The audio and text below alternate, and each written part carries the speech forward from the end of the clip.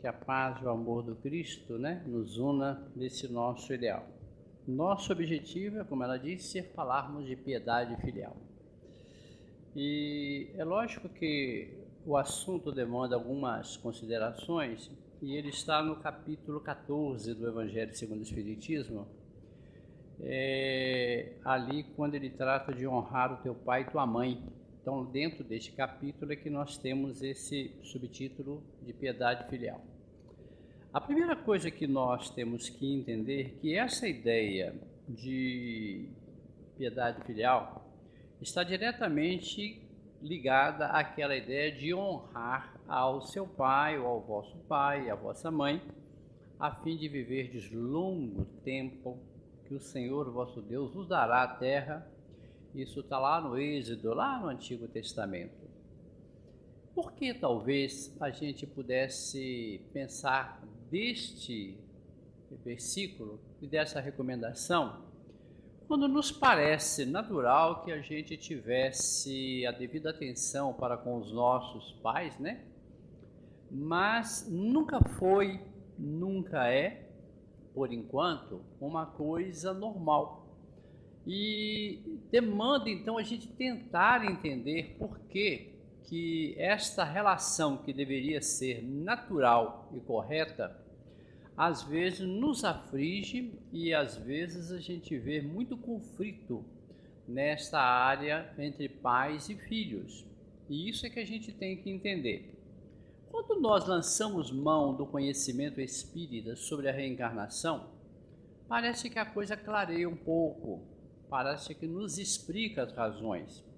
Porque nem sempre, quando a gente está tendo esta oportunidade de ser filho ou se tornar pais, significa que aqueles espíritos que, de certa maneira, se unem nesse grupo familiar, sejam espíritos extremamente afins, espíritos extremamente ligados por um laço de amizade, simpatia, e que essa consanguinidade fosse apenas um complemento daqueles ideais, quando na verdade não é.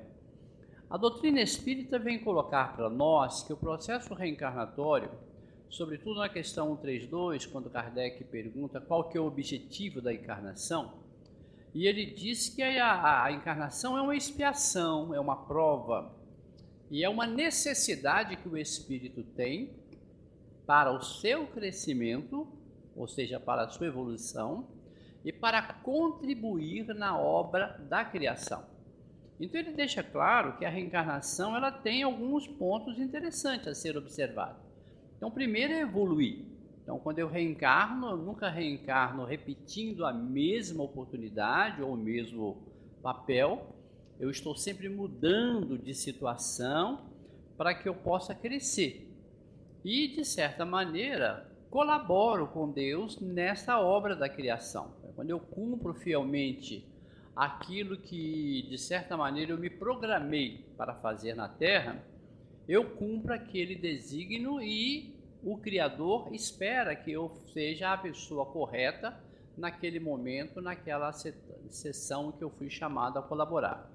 Então, esse é o objetivo da reencarnação.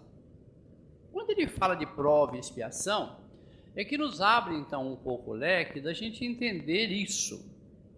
Onde está a prova e onde está a expiação nesse processo reencarnatório, quando nós buscamos entender a família para compreender então essa necessidade de exaltar ou até incentivar essa piedade filial, que nem sempre é muito fácil. A gente vê, sobretudo nos noticiários, os conflitos, de irmãos, de pais, filhos, essas coisas tudo. E a gente vai entender.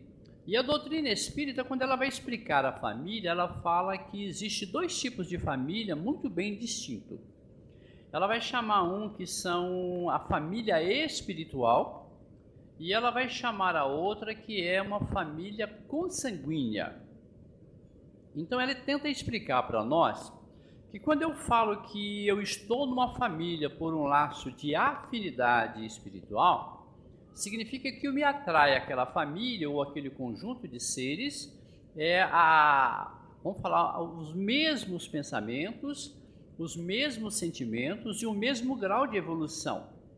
Então, aquela afinidade faz com que a gente se una para desempenhar uma determinada missão e faz aquele conjunto de espíritos e promove aquela família que a gente vai chamar de famílias mais ou menos afins ou famílias ditas espirituais. Também ele nos informa que essas famílias são duráveis. O que ele quer dizer com isso? Que a desencarnação nem a reencarnação destrói elos que são consolidados por esse laço de simpatia. Então, quando a gente desencarna, a gente reencontra no plano espiritual, programa uma nova encarnação e aí vamos evoluindo junto. Já com relação a essa família consanguínea, ele interpreta isso como laços materiais, necessidades materiais, que nos obriga, de uma certa maneira, a nos encontrarmos pelos laços da consanguinidade, porque o laço de família ele é um pouco forte, e eu costumo falar que não há divórcio no status de família. Eu não tenho ex-irmãos, um ex-pai, uma ex-mãe, não existe isso, né? Continua sendo. Então aquele laço parece que nos força a estar com alguém que às vezes a gente nem gostaria de estar. E o que nos obriga a esse processo? É aí que entra as chamadas expiações e as provas. Quando eu devo à pessoa alguma coisa, eu tenho que restituir, não porque Deus me obriga. Nós aprendemos isso com a doutrina espírita, que Deus não nos obriga a nada. Uma coisa que nós temos que aprender rapidamente é que quando Deus nos dá a vida, Ele nos dá e não exige nada em troca.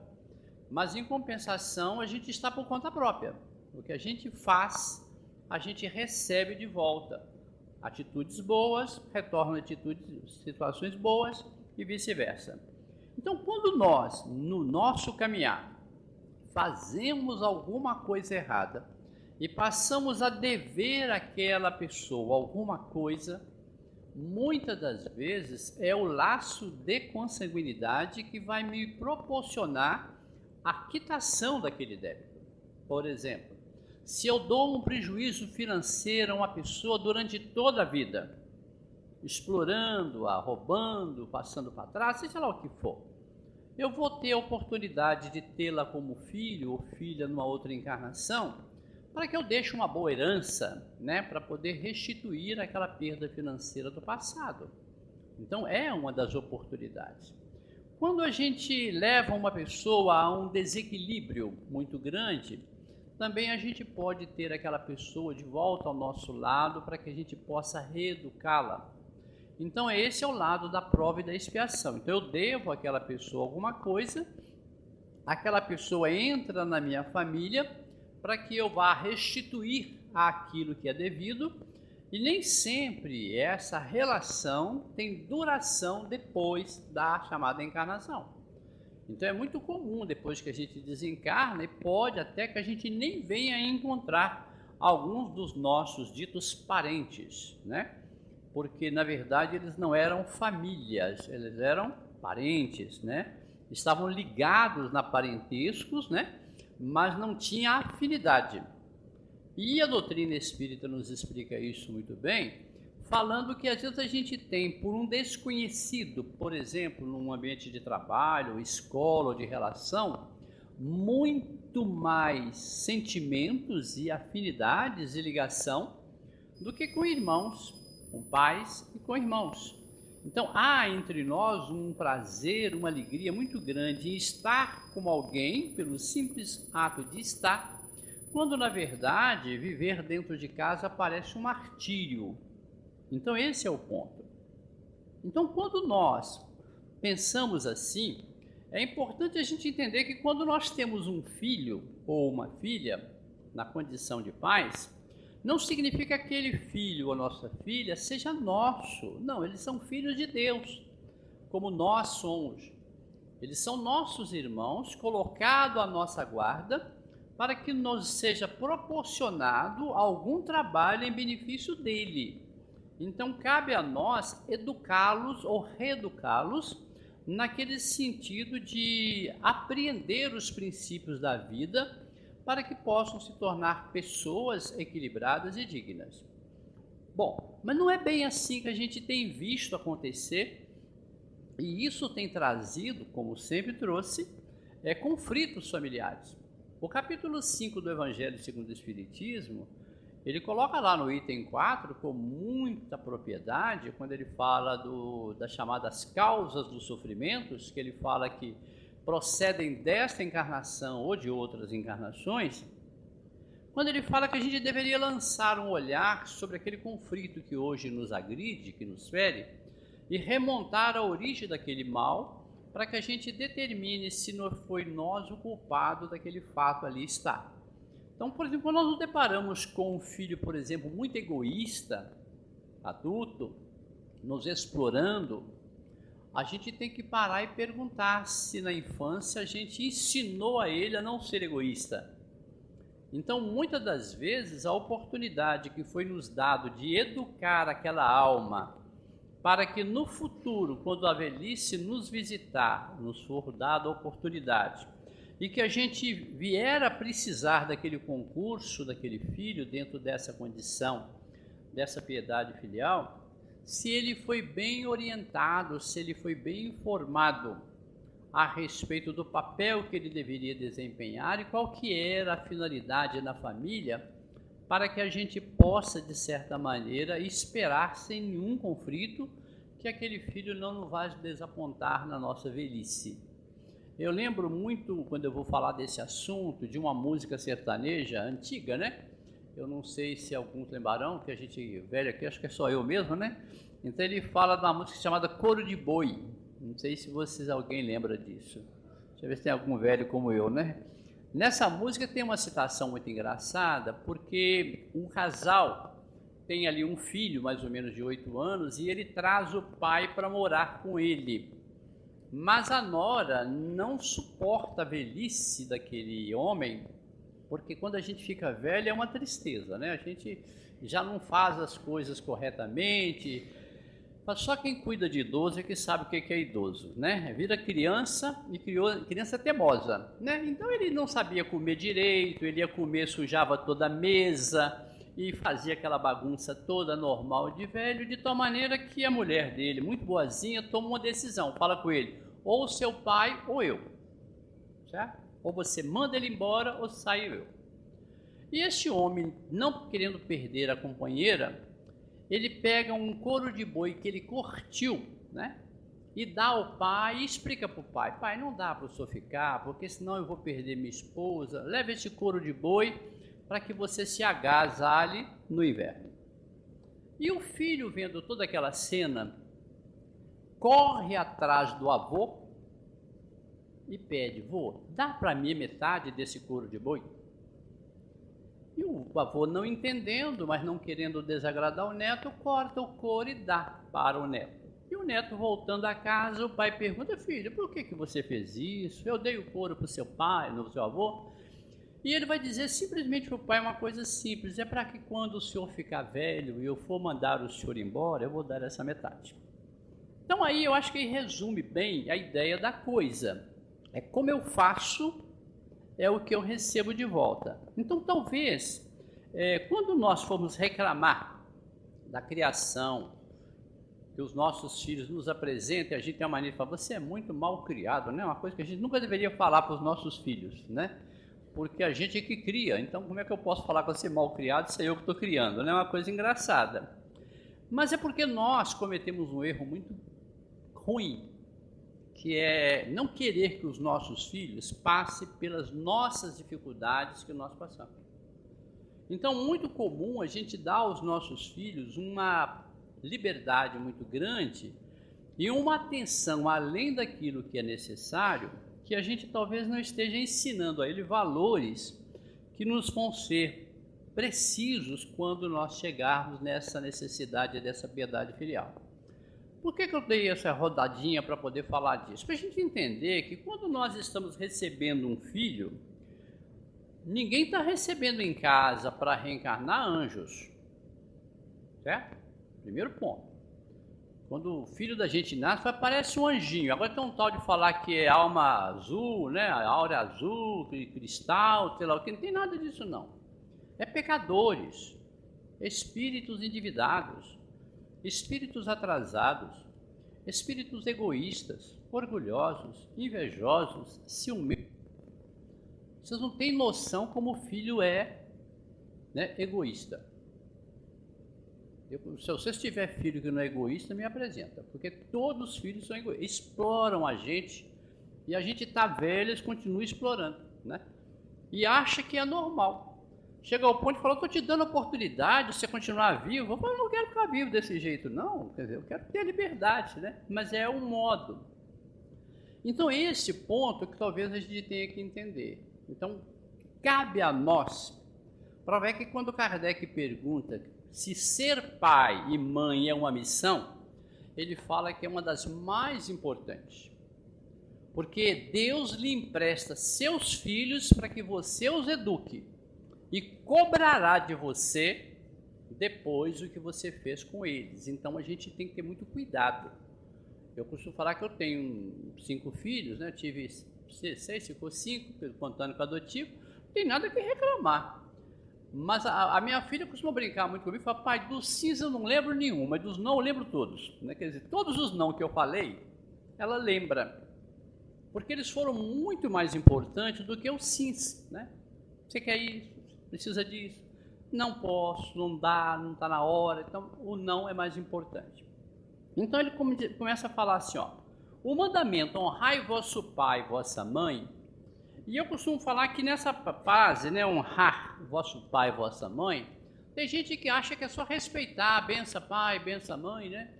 Eu lembro que quando meus filhos nasceram, eu falei com eles assim, olha, eu vou explicar para vocês uma coisa, não me peçam bênção, não vou abençoar ninguém, só Deus abençoa.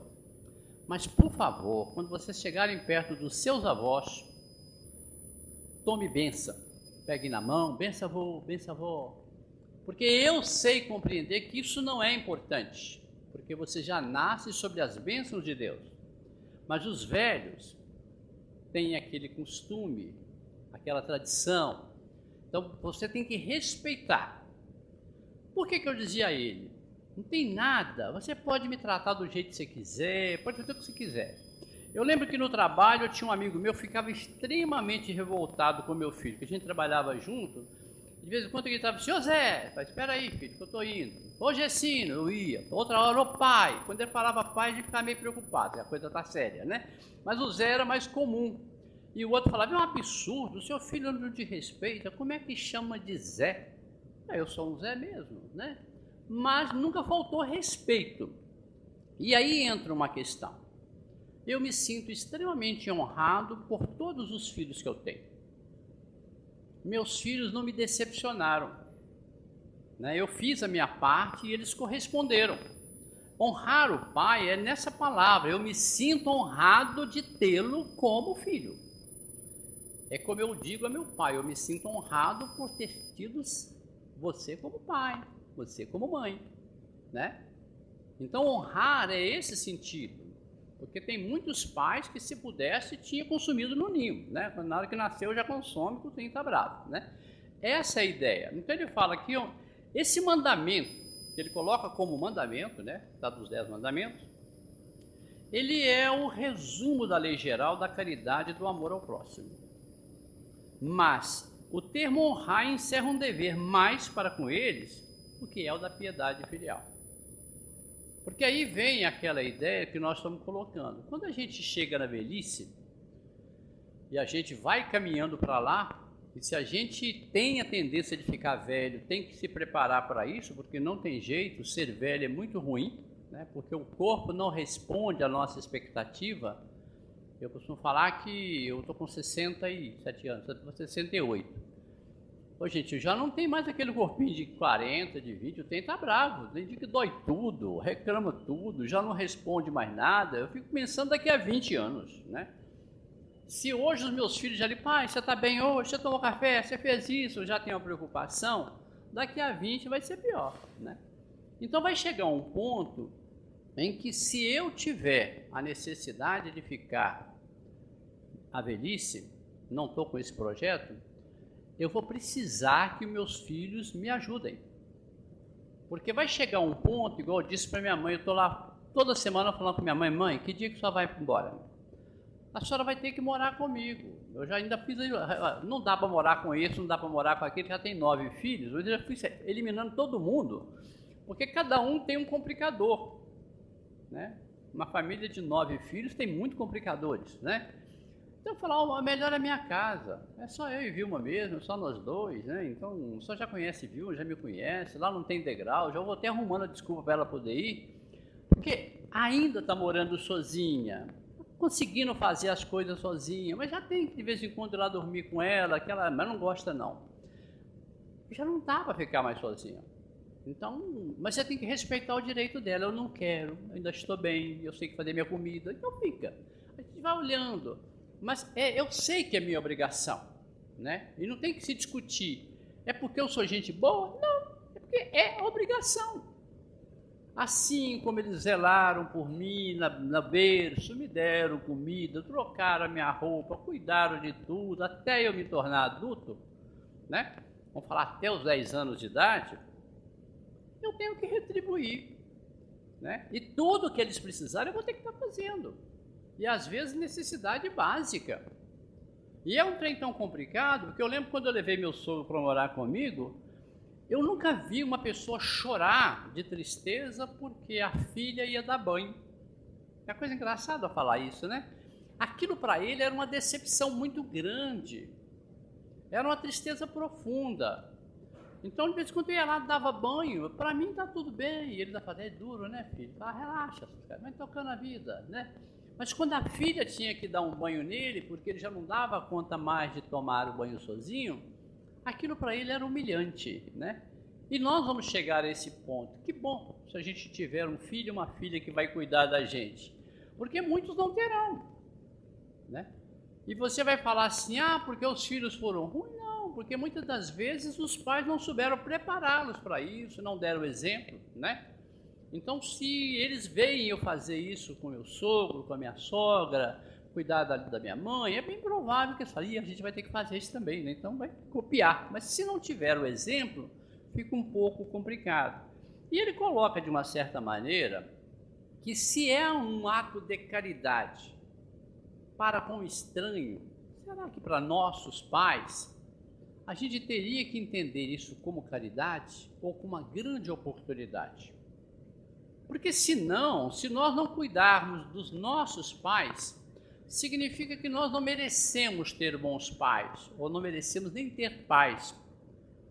Pode que numa outra encarnação a gente não venha a ter pais, sejam abandonados pela rua, a gente fica com a dó dos meninos abandonados, né? Vai lá e vê a mente deles na encarnação passada, o que eles aprontaram no chamado quesito família, né? São aqueles que falam, detesto a minha família, se eu pudesse eu sumia, né? Gostaria de nunca ter família, e vai falando na outra encarnação, quando acontece a gente fica com dó, né? É como se Deus não soubesse o que está fazendo, Deus sabe, né? Então ele coloca assim, quis Deus mostrar por esta forma, que ao amor se deve juntar o respeito, as atenções, a submissão, as condescendências, o que envolve a obrigação de cumprir-se para com eles, de modo ainda mais rigoroso. E esse dever se estende naturalmente também àquelas pessoas que fazem às vezes de pai e de mãe. Quando aqueles que não mereceram ter pais e mães se tornaram órfãos, né, ou abandonados, encontraram algumas almas amigas que, endividadas também no contexto de família, adotam para resgatarem as suas próprias culpas, então eles se tornam pais, né? Pais e mães de coração também têm o mesmo valor, e talvez a gente tenha tratá-los até com mais carinho e com mais atenção. Honrar a seu pai e sua mãe não consiste, aí é que ele coloca uma coisa em inglês, apenas em respeitá-lo, é também assisti-los nas suas necessidades e proporcionar-lhe repouso na velhice e cercá-lo de cuidados, como eles fizeram conosco na infância. Às vezes a gente vê muitas pessoas que pegam os pais já velhos, né, e levam para casa, a gente fala, que bom, quando você pensa que não estão explorando os pais. Aí, puxa vida, depois de velho, Kardec pergunta, será que depois de velho são os pais velhos que têm que cuidar dos filhos jovens? Não deveria ser o contrário? Então ele continua falando. A piedade filial, sobretudo, para com os pais sem recursos, e que se demonstra a verdadeira piedade filial. Então é uma coisa que, quando os nossos pais, né? Eu vi um texto muito interessante que fala assim, a melhor coisa que nós podemos fazer para os nossos filhos é termos uma velhice sem precisar deles. E aí ele costuma falar que a maior herança que nós podemos dar aos nossos filhos é dar a eles a dignidade de vivermos sem precisarmos deles. Isso é bom, né? Eu costumo brincar que eu falo para meu filho, eu preparei tudo para não incomodá-los de nada. Ainda brinco com ele, se eu ficar viúvo, vocês podem estar certo que eu vou sumir, vocês não vão me encontrar não, para não dar molação para ninguém, né? Mas, se for preciso, é diferente. Então ele está colocando, mas para aqueles pais que já dentro de outros tipos de provação, chegar à sua velhice sem recurso, aí é que entra mais atenção, sobretudo nós que podemos de alguma maneira dar aquele suporte na velhice, porque ser velho já não é bom. Passando necessidade ainda é pior, abandonado pelos filhos, pior ainda, né? Será então, diz aqui o texto, que os pais velhos e fracos é que cabe servir aos filhos jovens e fortes? Ontem mesmo uma pessoa quase bateu em mim, que eu fui ao dentista, né? Eu falei com ela assim, meu filho, eu cuidei meus filhos de tal maneira que meus netos, eu gosto deles só nos domingos. Eles chegam lá no domingo, eu brinco com eles, quando vou de tarde, vai embora, certo? Não, mas você tem que cuidar. Não, quem tem que cuidar dos meus filhos são meus filhos, né? Eu cuidei. Agora, quem tem que cuidar dos filhos deles são eles. Não me vem trazer filho para cuidar. A gente até viu uma pesquisa muito interessante que eles chamam de netoterapia, não sei se vocês viram. Ele fala o seguinte, de 2 a 3 dias na semana ficar com o neto é muito bom contra o Alzheimer. Ajuda demais os avós. Mas passou de 4, dá depressão, pressão alta, taquicardia, faz mal. O que ele quer dizer? Ter contato com os netos é bom. Cuidar dos netos para os filhos, não. Porque eu estou tirando deles a oportunidade de serem pais como eu fui. E aí a gente vai ver umas consequências no plano espiritual quando eles falam que muitos pais estão desencarnados em estados de sofrimento por não ter sido capazes de cuidar de seus filhos. E quando você vai ver, não foram eles, foram os avós, né, os pais deles que acabaram prejudicando. Eu costumo brincar como exemplo, eu tenho um cunhado que é o pior, a complicação maior. Agora até que está mais ou menos, já está velho, né, diz que velhice é muito bom, tem hora. Mas curiosamente, todo o erro dele foi causado por uma coisa muito simples. Quando a minha sogra o teve, tinha 15 anos de idade. Né? Naquele tempo não tinha pedofilia não, né? Tinha 15 anos. A mãe chega e fala, não, você está muito nova para criar esse menino. E tomou, né? Porque já estava sozinha e criou o menino.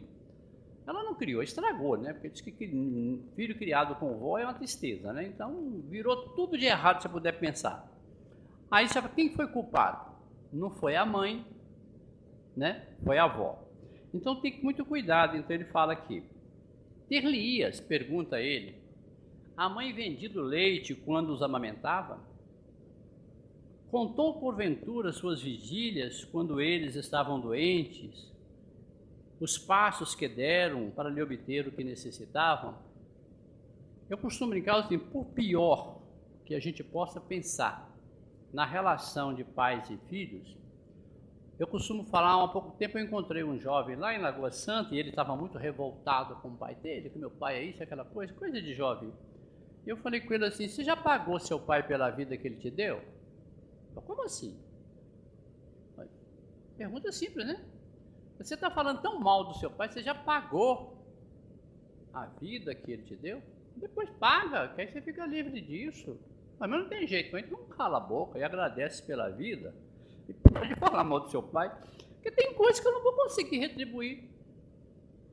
A vida que os meus pais me deram não é só gerar, é cuidar até certa idade, porque o ser humano é um das espécies animais que mais são dependentes dos pais, né? A gente vai até 12 anos às vezes. Conheço uns com 50, mas até 12 é normal. Os pais têm que vigiar a gente, cuidar e tudo mais. Então tem que ter muito cuidado, saber que a gente não consegue retribuir isso, né? Aí ele continua falando: não, os filhos não devem aos seus pais pobres só o estritamente necessário. Deve-lhe também, na medida do que lhe puderem, os pequenos, vamos falar mimos, né? Os supérfluos, as solicitudes, os cuidados amáveis, que são apenas o juro do que receberam e o pagamento de uma dívida sagrada.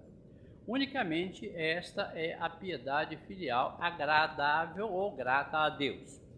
Então, quando eu cumpro fielmente para com os meus pais este requisito, é como se eu chegasse no plano espiritual com a minha consciência tranquila de saber que não negligenciei naquele episódio. É entender isso, né? E tem que ser muito racional. Eu lembro que quando a minha sogra desencarnou, lá no velório eu virei para minha mulher e falei com ela assim: olha, não tem desculpa, não tem jeito. O seu pai é seu. Você pode levar de uma vez. Mas cuidado, porque você está levando um pepino, né? Gente velha é muito ruim e com uma certeza absoluta, nenhum dos seus irmãos vão ajudar a olhar seu pai. Porque ninguém quer, né? Quem é que quer levar um velho para casa? Se eu perguntar aqui, não quer de ninguém, né? Só se for preciso, né? Mas tem que levar.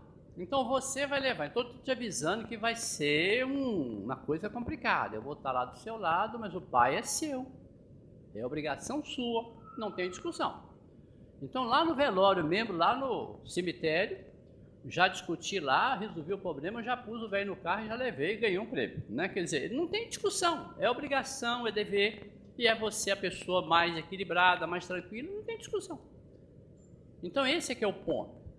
Porque senão fica igual a minha mãe, há pouco dia falou: não, mas minha nora me olha. Quem falou você que nora vai olhar? Mãe, nora nenhuma gosta de cara, como é que a senhora vai querer que nora olhe a senhora? A senhora não gostou de nenhuma. Todas as noras que apareceu lá em casa, que a maioria é filho homem, mamãe falou mal e brigou. Agora na velhice você está querendo que uma nora vai te olhar? Mas não vai nunca, né? Então tem que pegar o boi para a gente mesmo, vai ter que cuidar filho homem, vai ser complicado, né?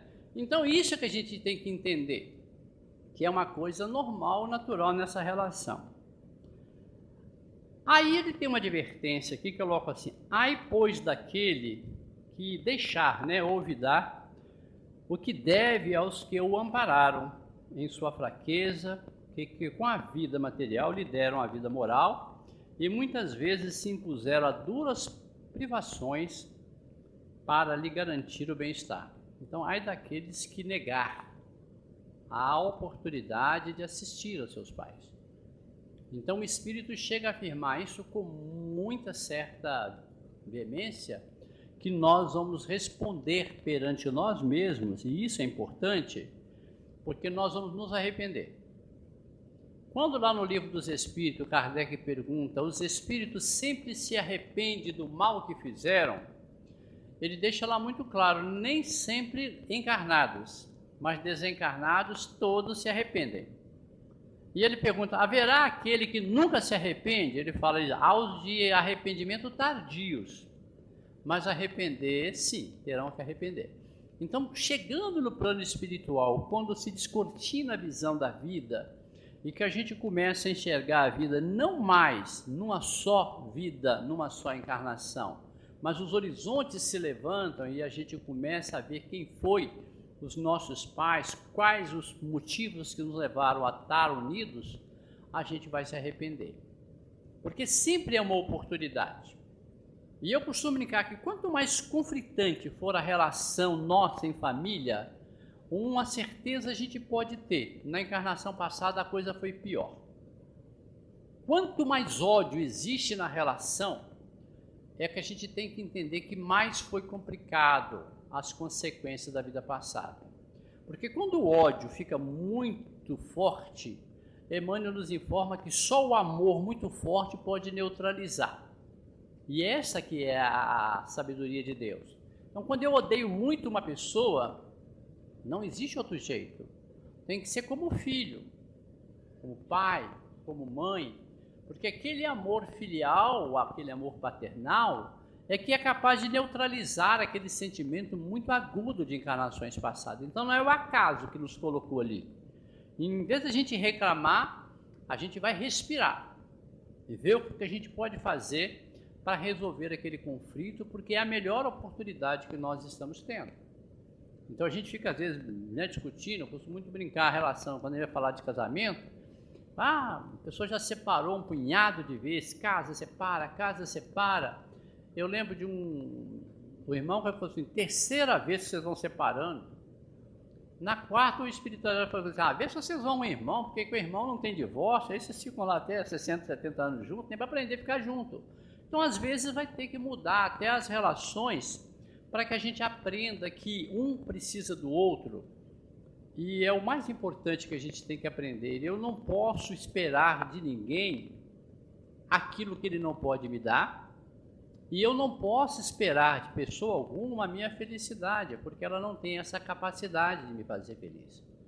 Então a relação, às vezes, de irmãos, de pai, de mãe, é conflitante, mas a gente tem que continuar junto, a gente não pode separar porque a gente nasceu com esse propósito. Só se a coisa perdeu totalmente o rumo, né? E o Evangelho fala que de um mal maior e o menor é preferível escolher o menor. Aí ele coloca até essa observação aqui, falando assim, certos pais, é certo, que descuidaram dos seus deveres e não foram para os filhos o que devia ser. Mas aí ele faz uma pergunta, né, e coloca assim, mas é Deus que compete puni-los, não seus filhos. Então quando a gente fala assim, meu pai não merece a minha gratidão, meu pai não merece o meu sentimento, a gente respira e fala, safado, né? Porque é uma coisa engraçada, né? Poderia ter te abortado, poderia ter te evitado. Porque às vezes a gente não para pensar como é complicado nascer, como é complicado chegar a 20 anos de idade. Vocês já pararam para pensar nisso? Não é só reencarnar, não.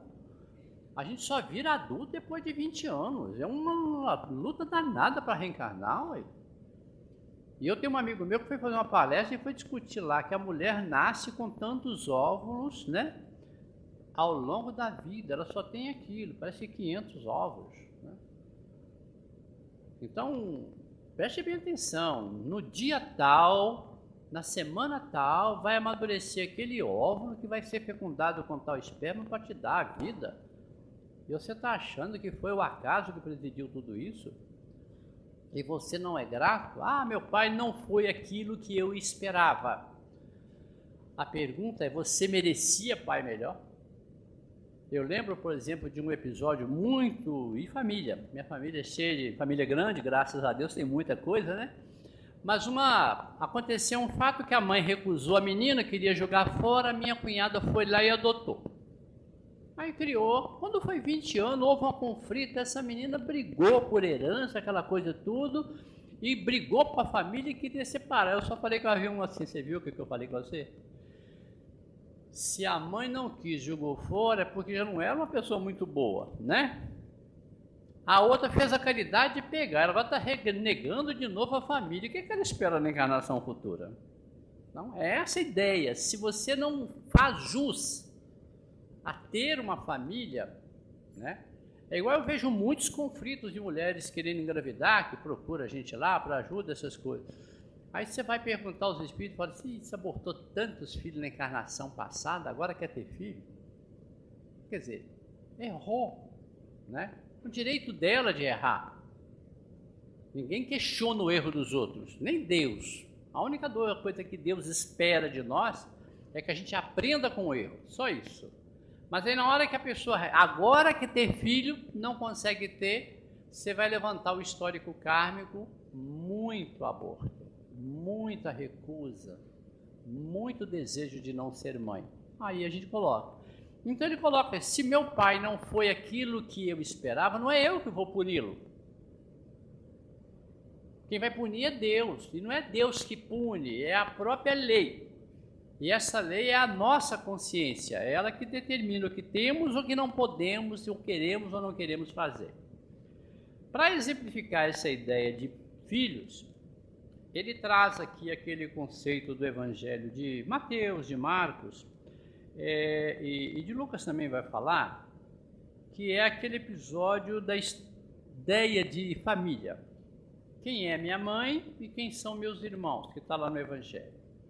E diz o texto, todo mundo já ouviu, assim, tendo vindo para casa, reuniu-se ali tão grande multidão de gente, junto com Jesus, que eles nem sequer podiam fazer a refeição, casa lotada. Sabendo disso, vieram os seus parentes, preste bem atenção, está colocado parentes, não é família, para apoderar-se dele, pois dizia que ele havia perdido o espírito. Por que eu estou colocando esse aqui? Jesus, a família dele, ele considerou parente. Emmanuel fala lá no Pão Nosso, para a gente diferenciar muito bem família de parente, né? Eu costumo brincar, família eu tenho poucos, parentes eu tenho muitos. Então, quando eu lembro de todos os meus cunhados, eu falo, tudo parente, né? Tudo parente. Quando eu vejo irmãos, alguns irmãos, o resto parente, né? Então, é essa a ideia. Parentesco é uma obrigação, é uma consequência. Família não, é laço, é afinidade, né? E os irmãos de Jesus não entenderam Jesus quando encarnados, e outros até depois de desencarnados. Nem Maria entendeu bem Jesus, né? É importante entender isso. Então, dizia que ele havia perdido o espírito. Está louco, esse homem é louco, né? É nosso parente e nos envergonha, porque fala de Deus, coisa curiosa. Entretanto, tendo vindo sua mãe e seus irmãos, e conservando-se do lado de fora, mandaram chamá-lo, porque eles não entram para misturar com o seu trabalho. Ora, o povo se assentava em torno dele e lhes disseram, tua mãe e teus irmãos estão lá fora e te chamam. E ele respondeu, quem é minha mãe e quem são meus irmãos? Essa é a ideia.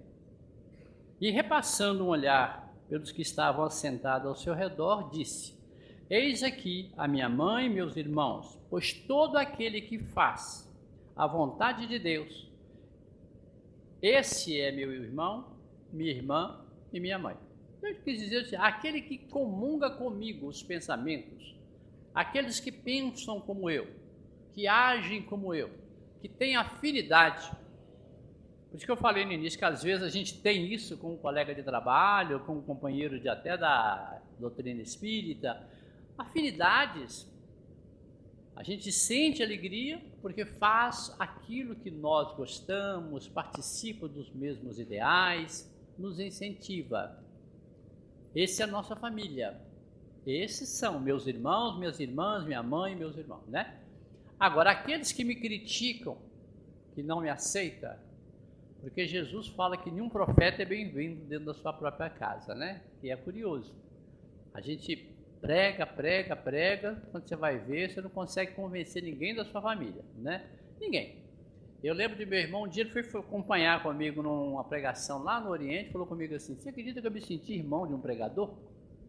Mas por quê? Porque tinha umas pessoas do meu lado me elogiando você. Só a pessoa de fora que te elogia, quer dizer, de casa não, né? Quer dizer, porque na verdade não existe esse lado de afinidade. Então Jesus fez isso, e Kardec coloca isso com muita propriedade, que parece estranho, mas ele está explicando esse ciclo de reencarnação. E isso é importante para a gente entender, porque hoje aqueles que são nossos parentes podem na encarnação futura não ser mais. E como aqueles que hoje são totalmente estranhos, podem vir a ser. E isso é importante até entender, eu costumo citar como exemplo aquele livro 50 anos depois, no penúltimo capítulo, o mentor, depois que todo mundo vamos falar daquela história, desencarna, ele reúne todo mundo no salão e diz o seguinte, olha, vocês viram o que aconteceu na última jornada, o que aconteceu com cada um, os erros, os conflitos, as brigas, né? Os amores, os desamores, e falou coisas assim, olha, eu vou sair e vou deixá-los a sós. Então vocês escolhem entre vocês aí quem quer reencarnar, com quem e que papel quer ser. Aí começou aquela discussão lá, a gente já foi mulher e marido mesmo, vamos voltar, você já foi seu filho, vamos voltar. Discutiram.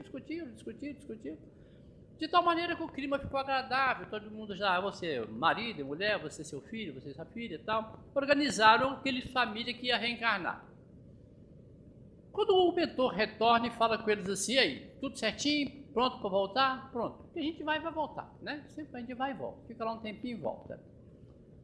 Aí ele virou e falou o seguinte, agora eu vou fazer entrar no salão todos aqueles que vocês exploraram, fizeram mal, humilharam, certo? Os padeiros, os açougueiros, os motoristas, né? Os faxineiros, os cocheiros, as pessoas que vocês exploraram. E vou sair de novo, vocês arrumam um lugarzinho para cada um.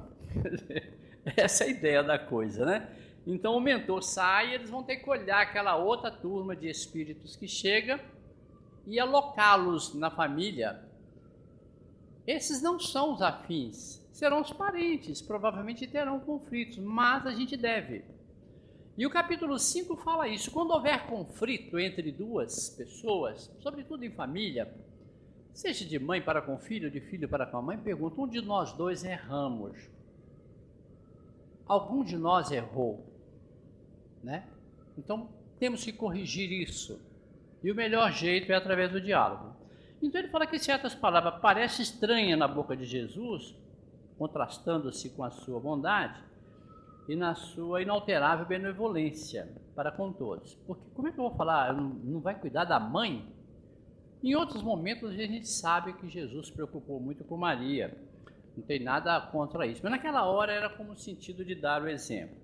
Meus irmãos, sabe-se que não estimavam, no caso dos irmãos de Jesus, porque eram espíritos pouco adiantados. Não lhe compreendiam a missão, tinha por egocêntrico o seu proceder dos seus ensinamentos, e não tocavam, tanto que nenhum deles o seguiu como discípulo. O acolhiam mais como um estranho do que como irmão. João diz positivamente no capítulo que eles não davam-lhe crédito, ou seja, a sua família não entendeu. Por que eu coloquei isso no final? Para a gente entender isso.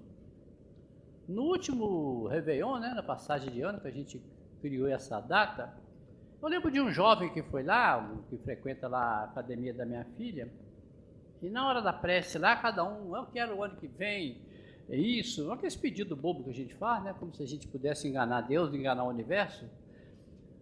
Aí o rapaz falou comigo assim, se eu pudesse, eu trocava de família.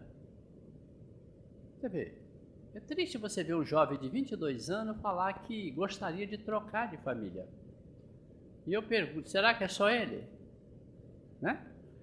Quantos de nós não nos sentimos meio fora do ninho, né? Quer dizer, estranho no ninho? Quantos de nós não nos sentimos de um jeito ou de outro deslocado num grupo de espírito? Mas Kardec tem uma explicação muito sábia a respeito disso. Ele fala que pode acontecer realmente que no meio de uma família bem evoluída, algum espírito atrasado peça à espiritualidade a oportunidade de reencarnar num grupo mais evoluído para ali aprender, para quando voltar ao seu grupo poder ensinar. E vice-versa. Ele fala que alguns espíritos já bem adiantados pedem também seja dado ali a oportunidade de reencarnar numa família bem atrasada para que ele possa ali ajudar aquela família a erguer-se espiritualmente. É solidário os espíritos quando estão desencarnados. Porque muitas pessoas perguntam, se eu pudesse escolher, não escolhia isso não.